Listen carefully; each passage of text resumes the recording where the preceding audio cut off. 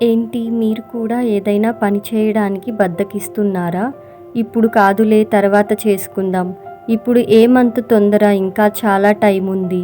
అయినా ఇప్పటికిప్పుడు చేయకపోతే నష్టమేం లేదులే. ఇంకొంచెం సేపు తర్వాత చేద్దాం. ఈ పని స్టార్ట్ చేయాలి అంటే మోటివేషన్ రావట్లేదు.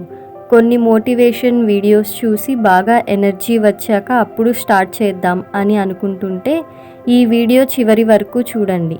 ఒక స్టోరీ ద్వారా ఈరోజు మనం బద్ధకిస్తే దానికి భవిష్యత్తులో ఎంత మూల్యం చెల్లించాల్సి వస్తుందో తెలుసుకుందాం.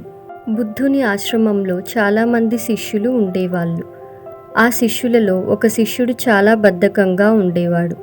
అయినా కూడా బుద్ధుడు ఆ శిష్యుణ్ణి అందరిలాగానే ప్రియ శిష్యుడిలా భావించేవాడు.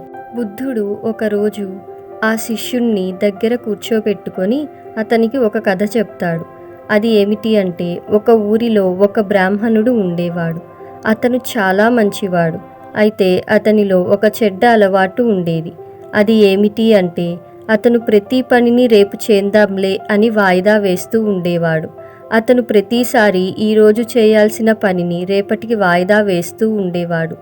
ఆ బ్రాహ్మణుడు అదృష్టం మీద ఎక్కువగా నమ్మకం ఉంచేవాడు. ఏదైనా జరగాలి అంటే అదృష్టం ఉండాలి అని నమ్మేవాడు. అతను చాలా బద్ధకస్తుడు, ఇంకా పని దొంగ.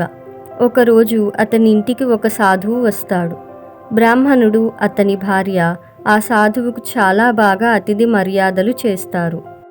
ఆ సాధువు చాలా సంతోషించి ఇంటి నుండి వెళ్ళేటప్పుడు ఆ బ్రాహ్మణునితో, "నువ్వు చాలా పేదవాడివి. నీకు నేను ఒక అద్భుతమైన రాయిని ఇస్తాను. నేను 7 రోజుల తరువాత తిరిగి మళ్ళీ వస్తాను. వచ్చి ఈ రాయిని తీసుకుంటాను. అప్పటి వరకు నువ్వు దీన్ని నుండి కావలసినంత బంగారం చేసుకో" అని చెప్తాడు. ఆ బ్రాహ్మణుడు ఆ రాయిని తీసుకుంటాడు. ఆ సాధువు అక్కడి నుండి వెళ్ళిపోతాడు. ఆ సాధువు వెళ్ళిన తరువాత బ్రాహ్మణుడు ఇంట్లో ఉన్న ఇనుము కోసం వెతుకుతాడు. అతనికి చాలా కొద్దిగా మొత్తంలో ఇనుము దొరుకుతుంది. దానితో బ్రాహ్మణుడు కొద్దిగా బంగారం తయారు చేసి బజార్లో అమ్ముకొని వచ్చిన డబ్బుతో ఇంట్లోకి కొన్ని సామాన్లు తీసుకొని వస్తాడు. ఆ తర్వాత రోజు అతని భార్య బలవంతం చేయగా ఇనుము కోసం బజార్కి వెళ్తాడు. బజార్లో ఇనుము రేటు ఎక్కువగా ఉండటంతో ఇంటికి తిరిగి వచ్చేస్తాడు. మళ్ళీ 2-3 రోజుల తర్వాత బజార్కి వెళ్తాడు. అక్కడ అతనికి ఇనుము రేటు మునుపటి కంటే ఎక్కువగా ఉంది అని తెలుస్తుంది. ఆ బ్రాహ్మణుడు, మరేమీ పర్వాలేదు, 2 రోజులు ఆగితే ఇనుము రేటు తగ్గిపోతుందిలే, అప్పుడు కొందాం అని ఇంటికి వెళ్ళిపోతాడు. కానీ ఇనుము రేటు తగ్గదు. రోజులు గడిచిపోయాయి. ఇంకా 8వ రోజు ఆ సాధువు బ్రాహ్మణుని ఇంటికి వస్తాడు. వచ్చి అతను తనకు ఇచ్చిన రాయిని అడుగుతాడు. అప్పుడు బ్రాహ్మణుడు, "మహారాజా, నా సమయం అంతా ఇట్టే గడిచిపోయింది. నేను దీని నుండి అసలు కొద్దిగా బంగారం కూడా చేయలేదు. మీరు దయతలచి ఈ రాయిని ఇంకొద్ది రోజులు నా దగ్గర ఉండనివ్వండి" అని అడుగుతాడు. కానీ ఆ సాధువు దానికి ఒప్పుకోడు. ఆ సాధువు బ్రాహ్మణుణ్ణి, "నీలాంటి వ్యక్తి జీవితంలో ఏమీ చేయలేడు. నీ స్థానంలో ఇంకెవరైనా ఉండి ఉంటే ఇప్పటికీ ఎంత బంగారం చేసుకొని ఉండేవాళ్ళు.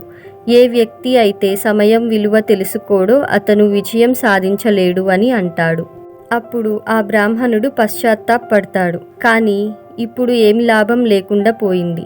ఆ సాధువు ఆ రాయిని తీసుకొని వెళ్ళిపోతాడు.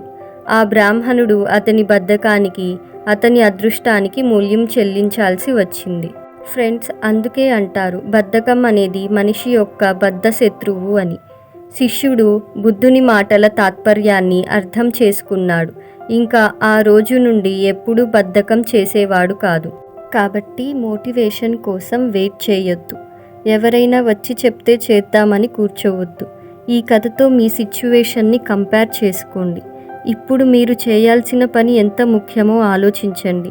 ఈ సమయం పోతే మళ్ళీ రాదు. ఆ బ్రాహ్మణునిలా తర్వాత బాధపడటం కంటే ఇప్పుడు కష్టపడితే సంతోషంగా ఉండొచ్చు.